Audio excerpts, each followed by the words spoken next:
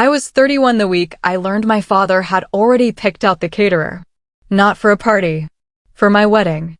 To a man I had met exactly once, for 11 minutes, in my parents' living room, over a plate of pistachios nobody touched. I count things for a living. Assets, liabilities, the gap between what people say a thing is worth and what it's actually worth on paper. So when my mother slid a folded piece of paper across the dinner table that night and said, "Just look at his information, that's all we're asking," I did what I always do. I looked at the numbers first.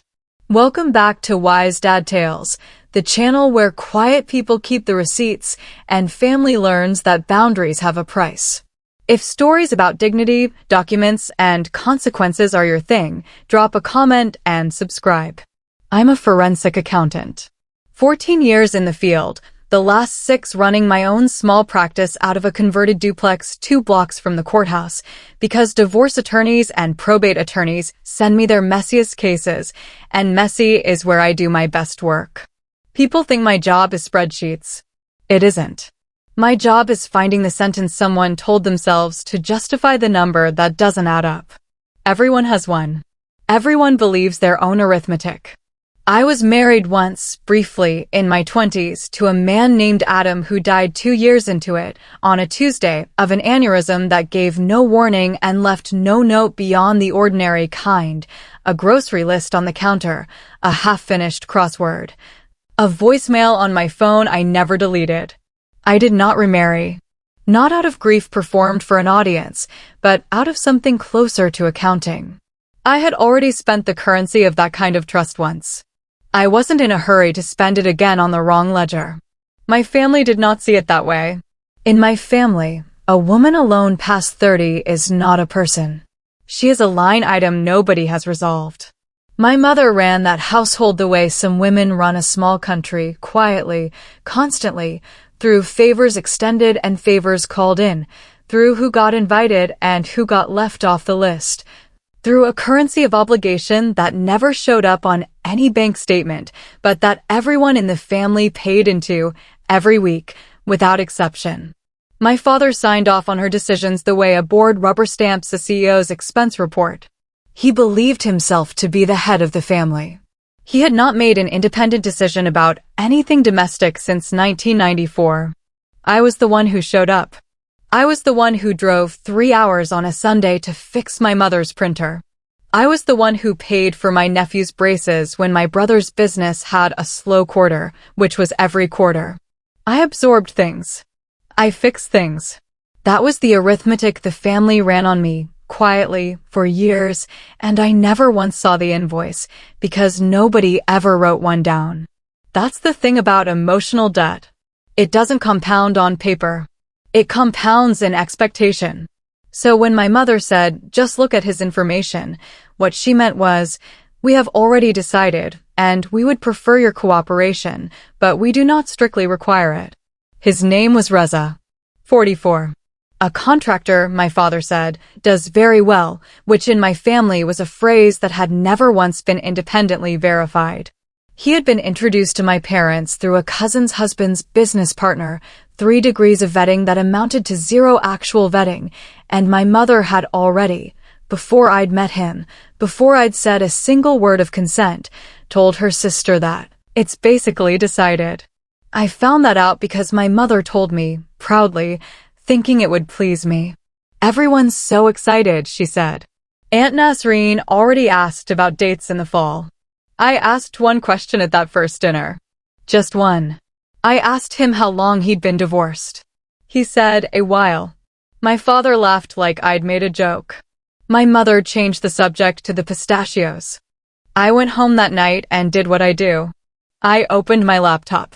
I did not do it out of suspicion yet. I did it out of habit, the same habit that makes me check a source document before I sign off on a client's tax filing. Public records are public for a reason. Marriage licenses, divorce decrees, in this state, are a matter of record if you know which county clerk's office to query and how to spell a name 3 different ways. It took 40 minutes. Reza had been married in 2020, divorced in March of 2022, remarried in September of 2022. Divorced again in November of 2023. 2 marriages. 2 divorces. 20 months between the first "I do" and the second decree being filed. The second wife's petition cited, in the flat, unemotional language of a legal filing, irreconcilable differences, the phrase that means everything and confirms nothing, but attached to the public docket was a protective order request, later withdrawn. Filed 9 days before the divorce papers. I sat with that filing open on my screen for a long time. I did not call my mother. I did not call my father. I took a screenshot of the docket, saved it in a folder I labeled, out of some instinct I didn't examine too closely, Reza, documentation, and I closed the laptop. That's the habit. The professional kicks in before the daughter does. I document first. I feel later if I feel it at all in a way anyone else would recognize. I went in my parents' house the following Sunday with the folder printed and paper clipped, thinking foolishly, in hindsight, that this would be the end of it. That facts, presented calmly, would function the way facts are supposed to function. My mother did not look at the papers. She looked at me. Everyone has a past, she said. He was in a relationship that filed for a protective order, I said. Twice married. Twice divorced. In under 4 years. You're being dramatic, my father said, not looking up from his tea. Divorce isn't a crime. I didn't say it was a crime. I said it's a pattern. My mother's voice went quiet in the specific way it did right before she delivered something she considered final. You're 31. You had your chance at love and God took it from you. Now it's time to be practical. Reza's family has money. His mother already said she'd help with a down payment on a house for you both. I want to tell you I said something sharp in that moment. I didn't. I asked one question, the kind of question I ask clients when I already know the answer and I want to see if they'll lie to my face. Does Reza know I found this? My mother's face did something small and involuntary. A flicker. The kind of tell you learn to read after 14 years of watching people's faces when you show them a number they didn't expect you to have. There's nothing to find, she said. He's a good man. I left the folder on the table. I didn't argue further. I drove home, and that night, for the first time, I opened not the public divorce docket, but something closer to home, my late husband Adam's estate file, the one I hadn't touched in 3 years because there had been no reason to. There was, it turned out, a reason now. Adam's father, Elias, had died 8 months before Adam did, a fact I knew, but had never had cause to think about in financial terms, because at the time I was 30 and burying my husband, not auditing his family's estate. What I did not know, because no one had ever told me, was that Elias's will had included a testamentary trust, structured with a clause my own husband likely never fully understood himself, given how casually he'd once mentioned it. Some property thing with my dad's estate, my lawyers handling it, the kind of sentence people say when they think a matter is closed. It was not closed. I learned this in the office of a trust attorney named Marian Okafor, a woman I'd been referred to by a colleague, in a conversation I initiated only because a probate notice, the kind sent by certified mail to anyone with a potential claim, had finally, after years of administrative delay on the trustee's part, made its way to my address. Marian laid the trust instrument on the table between us the way I lay documents on a table for my own clients, face up, unhurried, letting the paper do the talking. The trust held a parcel of undeveloped land, a mineral rights interest tied to it, and a modest, but real investment account, all originally intended for Adam. Adam had died before the trust fully vested in his name, which under the trust's own contingent beneficiary clause, a clause his father's attorney had drafted a decade earlier, thinking only of worst-case scenarios no one wants to imagine at a will signing, meant the assets passed not to Adam's parents, not to his siblings, but to his surviving spouse. Me. The estate has been in a kind of limbo, Marian said. The prior trustee, your late father-in-law's brother, has been, generously put, slow. But the instrument is clear. You are the primary contingent beneficiary. This should have been resolved years ago. The land alone, per a recent appraisal in the file, was valued at just under $400,000. Mineral rights had not yet been appraised. The investment account, untouched and compounding since 2021, sat at $61,000. I read the trust instrument 3 times before I said anything. Not because I didn't understand it, I understood it faster than most people would, but because understanding a document and accepting what it means about your own life are 2 different kinds of comprehension. And I have learned not to let the first one outrun the second. There was a second document in the file. Smaller. Easy to miss if you weren't looking for it, tucked behind the appraisal. A letter. Handwritten in Elias's script, dated 4 months before he died, addressed to whoever is reading this file long after I'm gone. Marion said Adam had never seen it. Elias had left it with his attorney with instructions to include it only if the trust ever actually paid out, which, given the family's assumption that the land was worthless scrubland not worth fighting over, no one had expected it to. I read 1 line of it that night, alone in my kitchen, and I did not read the rest until much later, because I needed to sit with just that line for a while. Land holds its value long after people stop believing in it. So does the person who never asked me for a thing. I put the letter down. I did not act. I read everything 3 times, the trust and the letter both, the way I read every document before I let myself have an opinion about it. Then I called Marion back the next morning and asked her one question. Had anyone in my late husband's family, or mine, ever inquired about this trust? Once, she said. About a year ago. Someone called asking if there was any family money left over from Adam's side. We couldn't disclose anything, it wasn't their claim to make. I asked who had called. She checked her intake log and read me a name I recognized immediately because it was my mother's. I didn't say anything to my parents. Not yet. I let 3 weeks pass, and in that silence, something in my family recalibrated, the way a room recalibrates when it senses a shift in who's paying for dinner. My brother called first, breezy, asking, just out of curiosity, whether Adam's family had ever settled that property thing, a question he tried to disguise as small talk and failed at completely. Because my brother has never once in his life asked me a question that wasn't attached to a number. Then my mother invited me to lunch, and over salad she mentioned, unprompted, that Ray's mother had already spoken to a real estate agent about a lovely 3-bedroom, good bones, needs some work, but with a little capital it could really be something. And that Reza himself had said, generously, that family should pool resources when they can. They were talking about my money. Money they didn't know the size of. Money they assumed, on principle, belonged to the family the moment it touched my hands. The same principle by which my braces paying, printer fixing, 3-hour Sunday drive existence had always been treated as a communal resource rather than a person's actual life. My father used the phrase that confirmed it. It's family money, he said, when I finally, carefully, asked what exactly they thought Adam's estate had to do with anyone but me. He was married to you. That makes it family. Family shares. I asked one quiet question in response, the kind I ask a client's business partner when I already know which account the missing funds went into, and I want to watch them decide whether to lie. Did Ray's mother ask you to find out how much, or did you volunteer it? Nobody answered that question. My mother suddenly needed to check on something in the kitchen. That night I called Marion, and then I called my own attorney, a contract specialist named Priya I'd worked with on client matters for years and trusted the way I trust very few people. I told her what I wanted. Formal notice. Documented. Certified mail, the kind that requires a signature, the kind that makes a thing real in a way a phone call never can.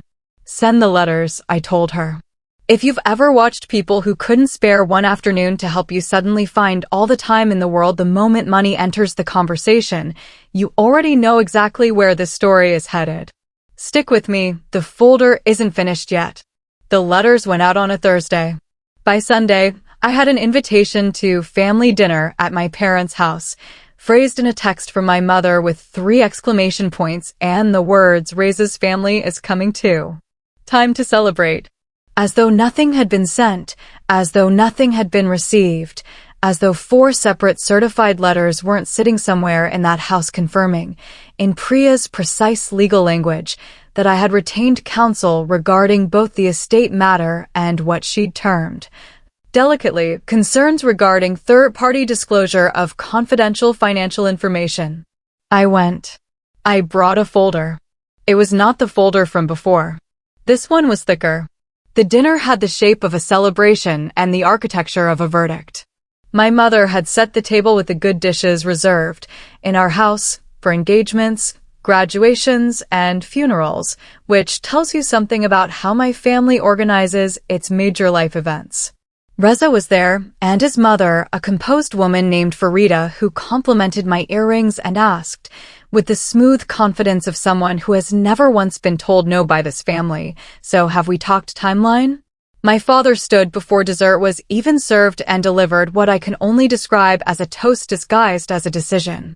He talked about family, about legacy, about how some of us have been given a second chance at happiness, and it's time we all supported that. He raised his glass to Reza. He raised his glass to a house he did not own, purchased with money that was not his, from a marriage that had not yet occurred, to a man whose last marriage had ended with a protective order filing 9 days before the paperwork. Nobody in that room but me knew that last part yet. When he sat down, I asked for the floor. My mother smiled, relieved, assuming I could see it happen behind her eyes in real time, that I was finally going to say yes, that the folder in my lap was some kind of concession, a dowry list, a formality. I opened it and set the first document on the table. "This is the public divorce docket for Reza's second marriage," I said, my voice at the same volume it had been for the earrings comment. "Filed November 2023. Attached to it is a protective order request, filed and later withdrawn 9 days before the divorce papers went in." The room did the thing rooms do when a fact lands before anyone's prepared a response to it. Quiet first. Farida's face didn't move, but her hand did. It went still on the tablecloth, which told me everything her expression wouldn't. "That's private," my mother said. Soft. "The first stage. It's public record," I said. I didn't request anything private. I read what anyone could read. I set the second document down. This is the intake log from my late husband's estate attorney. It shows an inquiry, made about a year ago, asking whether there was, quote, "any family money left over from Adam's side." I looked at my mother.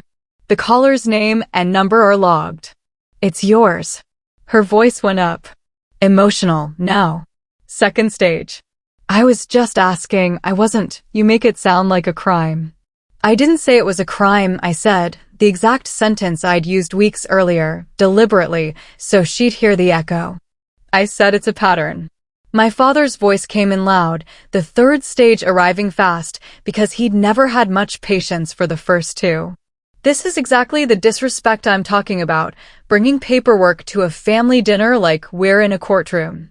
"You're right," I said, quiet again, quieter than before, because I have learned that quiet, placed correctly, lands harder than volume ever does. "We're not in a courtroom. If we were, I'd already have one." I set the third document down. "The trust instrument." I named it precisely. Its number, its filing county, its date of execution, the way I'd name any exhibit for a client, because precision is not cruelty. Precision is just precision, and it does its own work without any help from me. "This is my father-in-law's trust," I said.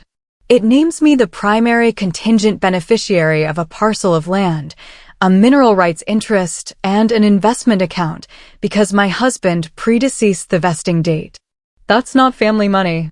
"It was never family money. It's mine because I was the one who stayed married to Adam until the day he died, and nobody else in either family did a single thing to earn a claim to it." Farida spoke for the first time, low and sharp, the fourth stage, the threatening one, the one that comes dressed as concern. "This is not appropriate to discuss in front of my son. You're embarrassing everyone at this table. I'm not the one who called an estate attorney fishing for a number before my husband's memory was even 4 years cold," I said. "I'm just the one who kept the log of the call." I set the fourth document on the table last. It was the letter. I read one line of it aloud, the same line I'd sat with alone in my kitchen weeks before, the one I'd decided, somewhere in the intervening silence, belonged to this room and no other. Land holds its value long after people stop believing in it. So does the person who never asked me for a thing. I did not explain it. I let it sit on the table the way Elias had clearly meant for it to sit, whenever it finally reached the people who needed to read it. My younger cousin Tara, 24, rarely spoken at these dinners, usually seated at the far end near the kids, was the one who broke the silence that followed. I didn't know about the protective order, she said quietly, to no one in particular, to the tablecloth. I would have said something if I'd known. I looked at her. I believe you, I said. And I did. It didn't change anything else at that table. But it was true, and I let it stand as true, without asking it to do more work than that. My mother reached for the letter. I moved it, gently, out of her hand and back into my folder. That's not for the table, I said. That was never for the table. I stood. I did not raise my voice for the closing line, because I had learned, over 14 years and one very long dinner, that calm is not the same thing as weak. My family had confused the two my entire life. You spent 31 years billing me for a family I was never actually a shareholder in, I said. I'm stopping payment tonight. I left the folder closed on the table, took my copies, and drove home. The land sold 4 months later, after mineral rights were appraised at a figure that made even Marion raise an eyebrow, $310,000 for the rights alone, on top of the land's original valuation, plus the investment account, which had continued compounding the entire time anyone spent arguing over whether it existed. Total, after the trustees' long overdue accounting was finalized and taxes settled, just over $740,000. Ray's engagement to me, obviously, never happened. I heard through the same cousin's husband's business partner pipeline that originally introduced us that he married a third time within the year. I don't know how that one is going. I stopped checking public dockets that weren't mine to check. My father did not speak to me for 5 months. He came around, eventually, in the quiet, face-saving way people in my family always come around. A text about a plumbing problem, answered. The door left cracked rather than reopened. My mother never apologized directly. What she did instead, 6 months later, was mention, carefully, that she'd heard the letter was very sweet, as if she hadn't tried to take it off the table with her own hand. For Rita and I have not spoken since. Tara and I have. She's in her 2nd year of a paralegal certificate now, her choice, made independently, though I'd be lying if I said the dinner had nothing to do with it. I didn't push her toward it. I just answered her questions when she started asking them. The letter lives in a fireproof lockbox in my office now, next to Adam's voicemail transcript and a photo of the two of us on a dock somewhere in Michigan, taken by a stranger who happened to be nearby. It is not framed. It is not displayed. It is kept, the way you keep the one document in a case file that actually explains everything else in it. With the money, I did not buy a house with a little capital and good bones. I funded a scholarship in Adam's name at the State University's engineering program, where he'd studied before we met, a full ride, renewed every year, for a student who's the first in their family to attend college. The kind of student nobody in a room like my parents' dining room would have thought to bill for anything, because they'd never had anything to extract. I don't call what happened at that dinner revenge. Revenge implies I took something from them. I didn't. I simply stopped agreeing to hand something over that was never theirs to ask for in the first place. People think inheritance is about what gets left behind. It isn't, not really. It's about who was actually keeping the books the whole time and who just assumed, because no one had ever made them pay, that the ledger would stay open forever. If this reminded you that quiet people keep the receipts and that boundaries are allowed even with blood, take that as your sign. Update what needs updating. Tell someone who needs to hear it. Drop a comment, hit subscribe, and I'll see you in the next one.